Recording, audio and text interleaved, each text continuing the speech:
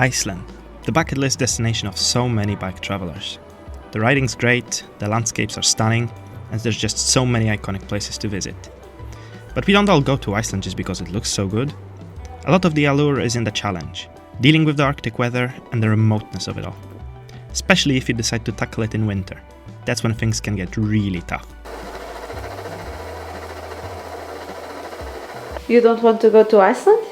I would love to go to Iceland, just not in April.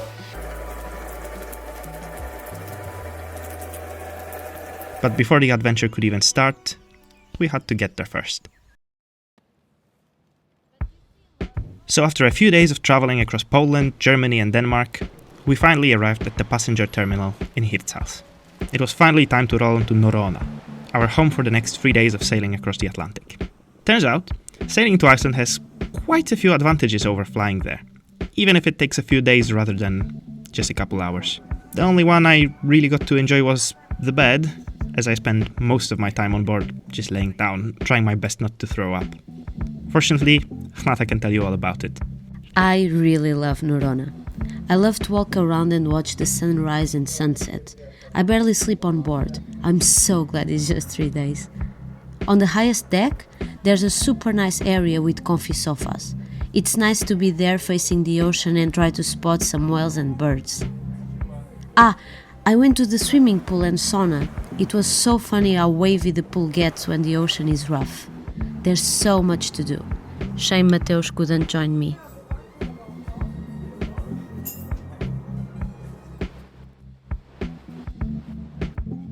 After a short stopover in the Faroe Islands, the last leg of the journey was ahead, and it was about to be the toughest part of the trip.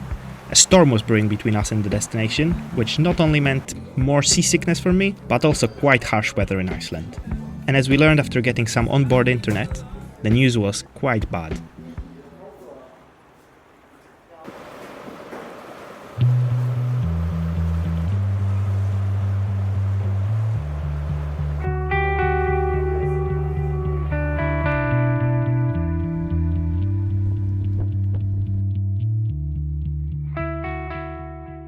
The pass there, not possible. So, our bicycle trip starts with a buzz. After seeing how many cars, trucks and campers drifted off the road and got stuck in the snow, we knew we made the right call. A not-so-smooth bus ride later, we arrived to Eilstadir, unloaded the slightly shaken up bikes from the trailer, and finally, it was time to begin our bike ride around Iceland.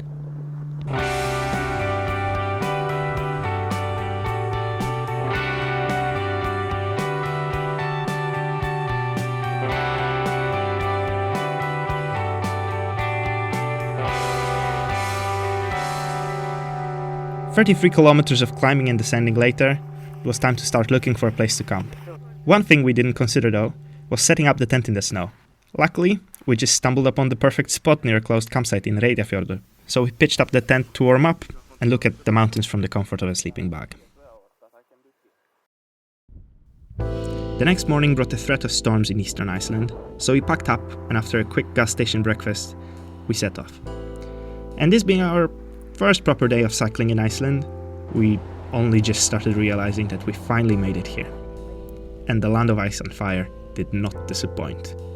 Even if for now it was mostly ice. So much ice in fact, that even with the little sunshine we were getting, sunglasses were absolutely necessary.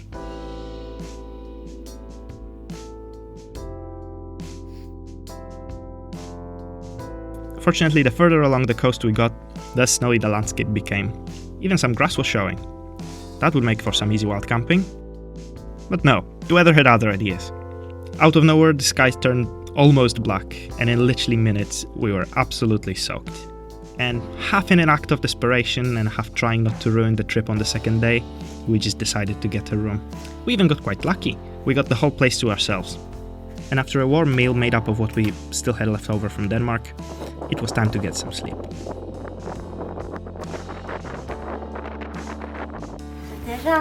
Leaving the warm and comfortable hostel room wasn't easy, but with the better weather there was really no reason to stay. That didn't mean completely smooth sailing though.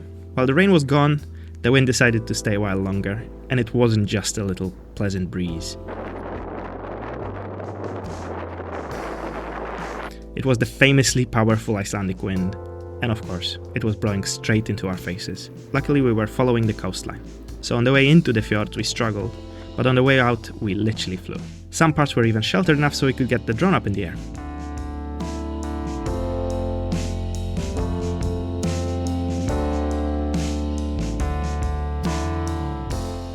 But good thing about the drone is you're still traveling.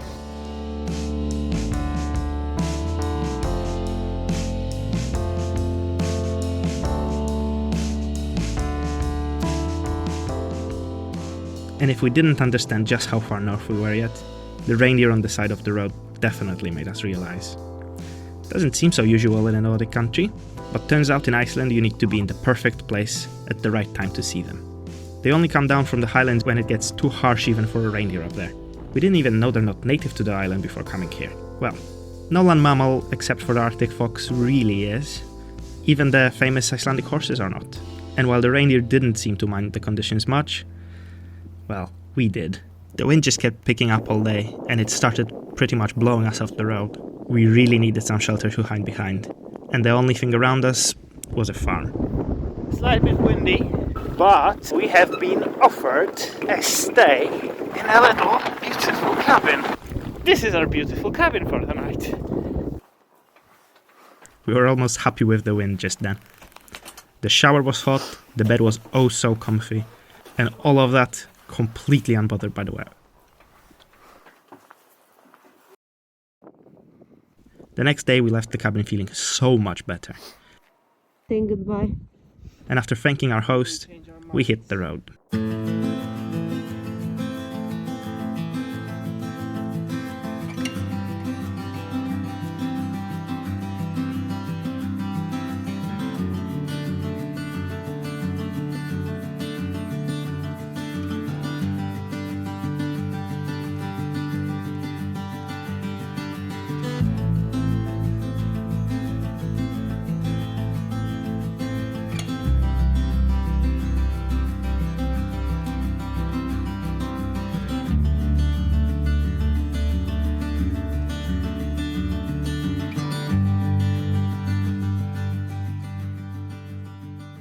The wind wasn't letting up, and even though it wasn't blowing us off the road anymore, the riding didn't really get much easier. Not only were we going slow, but whenever we tried to stop for a little while, we just got so cold. At one point we took a break to watch a school of whales in the distance, and after like 15 minutes we were freezing. At least we had a bit of sun and some food to warm us up.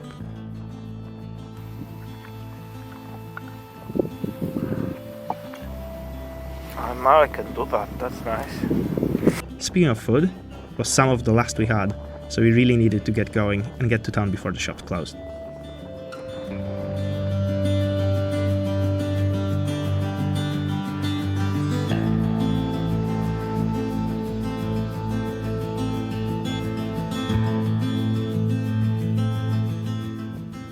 And the moment we rolled into town, it started snowing.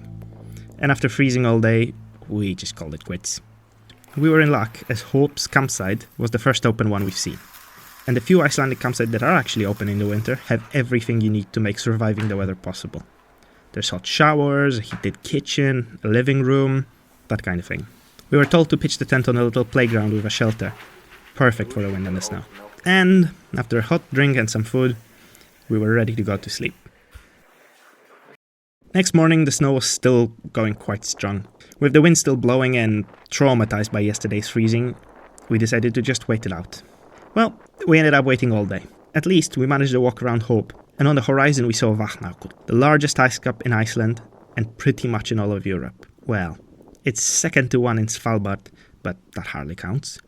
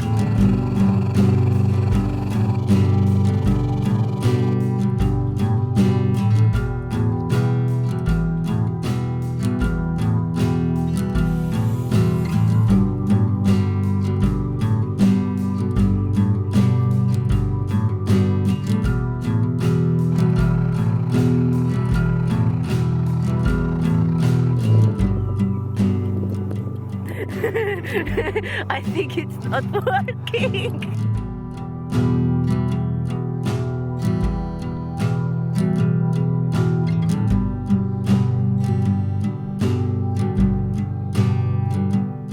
We arrived at the Jökulsárlón Glacial Lagoon and the Diamond Beach, both known for the ice, the former for large floating icebergs, and the latter for the small transparent chunks of ice washed up on the black sand of the beach. And all that ice comes, of course, from Vatnajökull.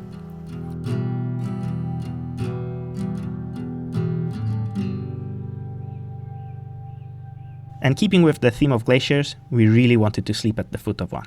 And we found the perfect spot near Svínafellsjökull. Getting there wasn't too easy, but we were very determined to get to the glacier. So after struggling over the stones for a good while, we finally found the spot, right on the edge of a glacial lagoon, with a clear view over the blue ice reaching into the crystal clear water.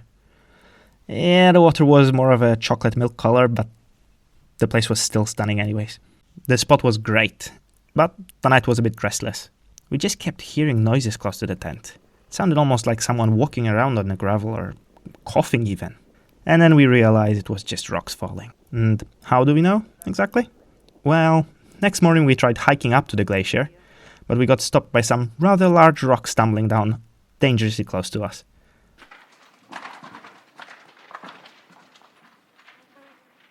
Sacrificing their lives. The noise they made was exactly what we heard in the middle of the night.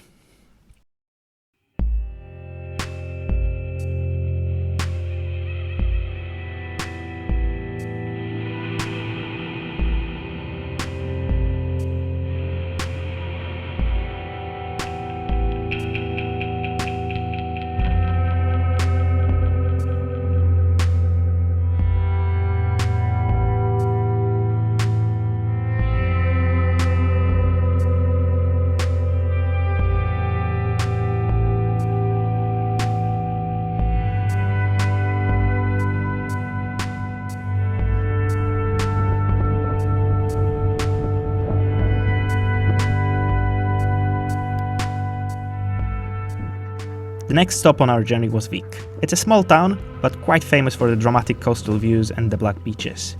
One of those, Reynisfjara, is especially well known, and not just for its beauty, but how dangerous it can be. Every year at least a few unlucky tourists ignore the warning signs and get swept out to sea by powerful sneaker waves. But among Icelandic people, the beach is called Chinese takeaway. Well, that's Icelandic sense of humor for you. Next up was Skogafoss, probably one of the most well-known Icelandic attractions. It's a massive and powerful waterfall, and it pops up in movies all the time, so you know it's popular. But I'd say it's too popular, honestly. The whole area is full of hotels and huge parking lots to manage the thousands of people coming there every day. We actually enjoyed Skogafoss's little brother, the much smaller waterfall Kvernfoss, way more. Because Skogafoss is so famous and almost every single person visiting Iceland goes there, the one and only road leading there gets rather crowded, and that doesn't make for the best experience on the bike. I think you can see in my face just how little fun we were having.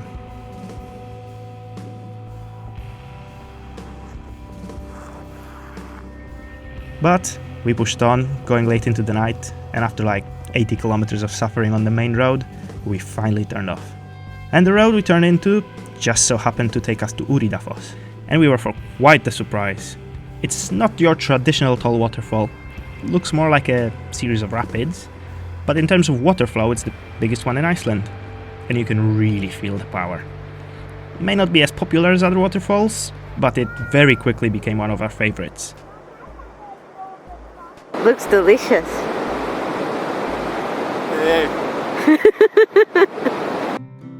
It's also an exceptionally good subject for drone photography, but its beauty can be a bit distracting.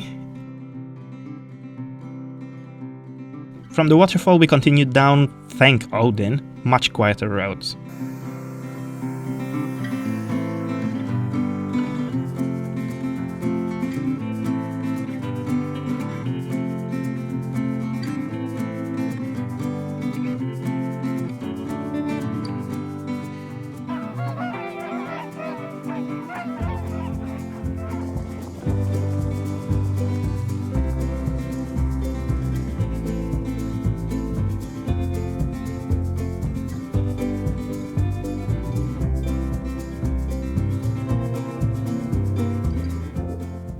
We passed through some picturesque coastal villages, and as the sun started hiding behind the horizon, we arrived at our destination, Gata Camping. Quite possibly the one and only official free campsite in the whole country. There's toilets, electricity, even a hot shower. There was even a little kitchen, but when we were there it was unfortunately out of order. No problem, we had our own perfectly functional stove. Or we did last night, but I think it just broke in transit. So a good half hour of arts and crafts with a knife and can ensued. With the issue resolved and the stone no longer splashing fuel everywhere, we treated ourselves to some good food. Honey, I can be your bodyguard. After a restful night at the campsite, it was finally time to make our way to the whole reason we came to the Reykjanes Peninsula. Near the small town of Grindavik, just south of the capital, a volcano was currently erupting, and as you can guess, we really wanted to see it. Problem is, it's not that easy. Usually when a volcano erupts, they mark trails, organize tours, people get so close to the lava they can almost touch it. Not this time though, it was happening so close to Grindavik that the whole town had to be evacuated. The road was closed and getting anywhere near the crater was quite the challenge. Fortunately, after a little bit of research, we found a viewpoint overlooking the eruption. And there it was, far on the horizon, a bit further than we were expecting really, the volcano. It was mostly all smoke and old lava, but with the camera zoomed all the way in, we could see a tiny little bit of lava jumping out every once in a while. We even tried the drone to get a good shot of the volcano, but after 3 kilometers of flying it started complaining about low battery, so unfortunately we had to turn back. We weren't really disappointed so much, just maybe a bit underwhelmed. It was finally time to head into Reykjavik. Or at least we thought so, before the rocks started turning shades of red, yellow and green, and it all started stinking of rotten eggs. Telltale signs of geothermal activity. So of course we had to take a look and explore a bit, and it was so worth it. I think I actually enjoyed it more than the volcano, but then again, probably because we could get so close to the boiling mud and the hot springs. It was so cool to hear the ground literally bubbling beneath our feet, and to see the smoke pretty much just coming out of a mountain. And with all that steam, it was also quite warm. The smell was rather horrendous, but the place looked like it belonged more on Mars than Earth. And we ended up spending so much time there that getting to Reykjavik was pretty much out of the question.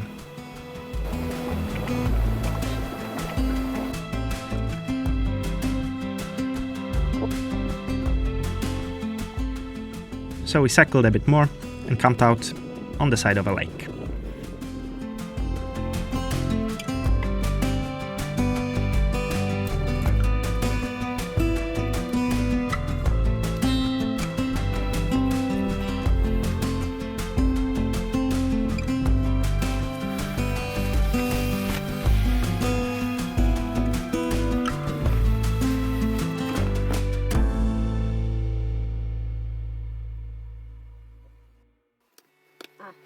After packing up, it was time to finally go to Reykjavik. For real this time. Okay.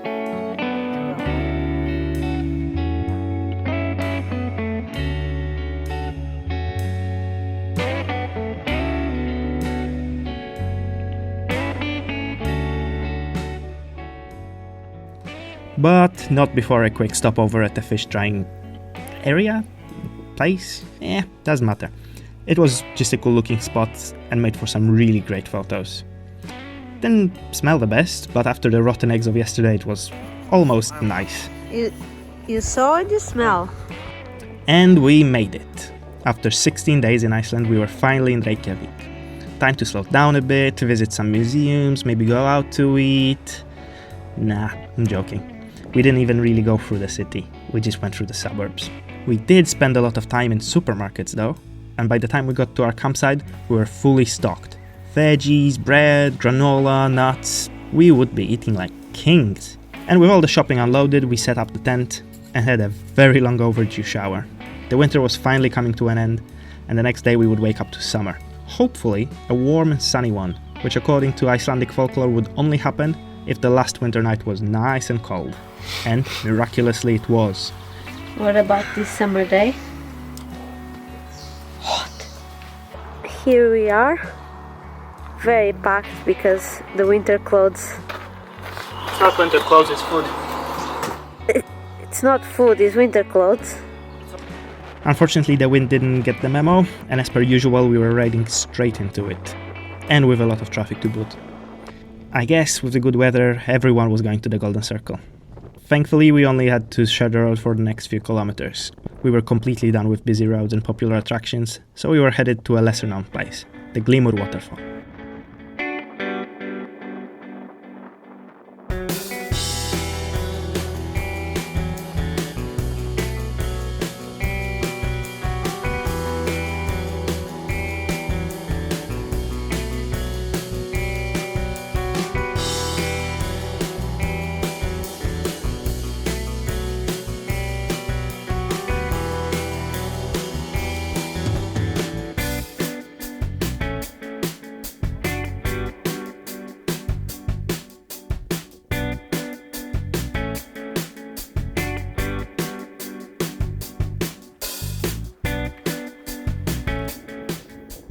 With the last rays of sunshine, we made it to the foot of the waterfall.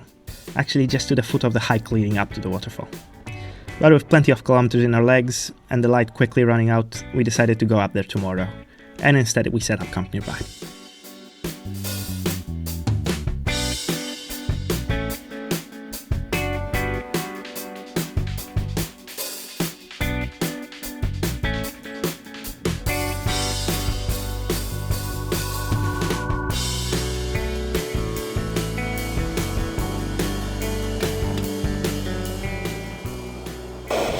Potatoes, broccoli, onions on the bake, tofu with barbecue sauce. Really tasty.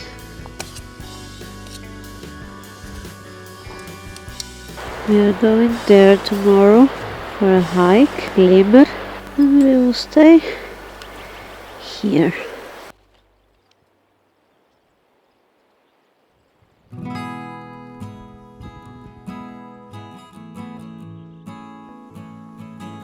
Bright and early next morning, we made a quick breakfast, packed up, almost lost the tent to the wind. I know.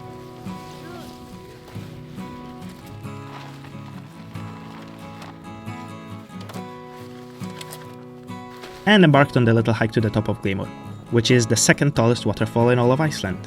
We were convinced it's number one, but apparently they found a bigger one under a glacier somewhere.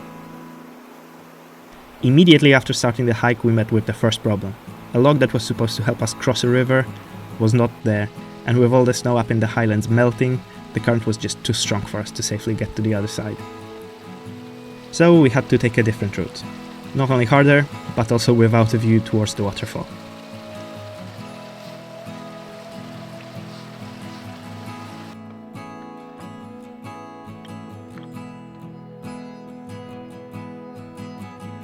And the higher we got, the more stunning the views of the valley below became. And soon enough we got a peek at Glymur.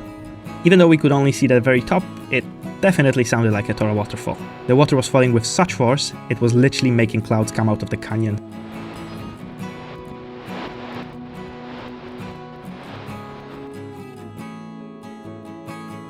Unfortunately, we couldn't stay up there for too long. After sweating on the way up, we were now completely freezing in the wind. Quick walk back down, and we were back on the bikes. Only to realize the wind was just as strong down here as it was up there. The route was tough as well, constant ups and downs. We were climbing only to come back down minutes later, and even on the descent we had to pedal. We rolled into a nearby campsite completely beat, but we were met with some free coffee, cookies, and some good company. Turns out that was exactly what we needed. We originally thought about staying for the night, but after refueling and in much better mood, we decided to just keep on pushing. Fortunately, soon enough, the headwind changed into a side wind, the rolling hills turned into mountain passes, and asphalt turned into gravel.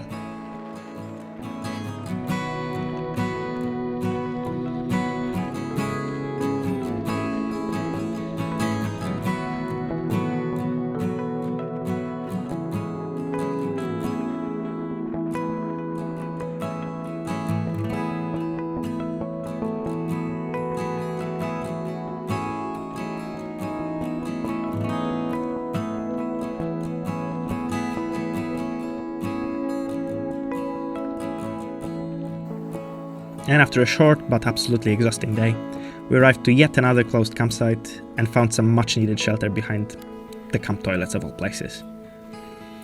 Little did we know, Iceland had something prepared to reward our struggle.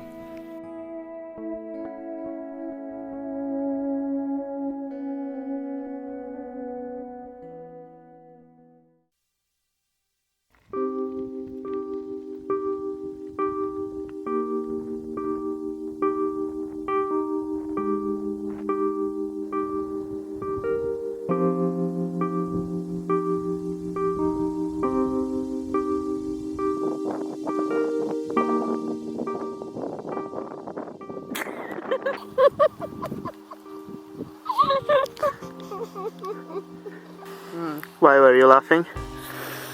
I don't know. I don't care if it's hilarious, I'm finding it quite comfy. The next stop on our journey was another first-time experiences, or at least it was for me. We were headed to a hot pot, which in Iceland has absolutely nothing to do with Asian cuisine and all to do with geothermally heated water. Our hot pot was a little natural lake with a big blue pipe sticking out of it. And out of that pipe, boiling hot water was coming out and mixing with the cold lake, making for the perfect bathing temperature. Well, in some spots. If you enter the water too close to the source, you could literally cook yourself alive. So we relaxed in there for a good while, taking in the views and trying our best not to get the mud everywhere. Couldn't stay in there all day though, and that was a bit of a problem. It's very nice and hot, and now it's very nice and cold. Thankfully, we found a small abandoned building to hide behind, and we warmed up with some hot soup.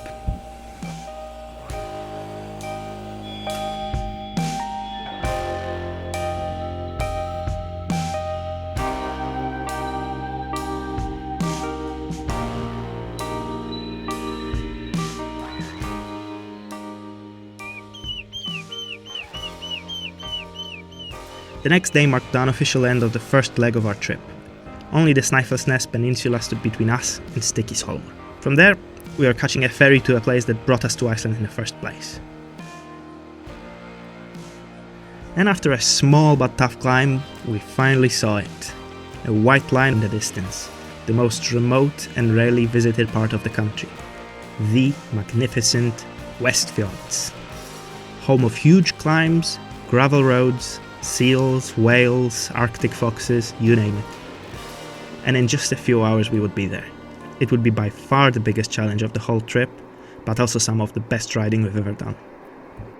But that will have to wait for part 2. If you enjoyed our journey so far, make sure to like the video, and if you want to keep up with all our adventures, make sure to subscribe to the channel. We are just getting started.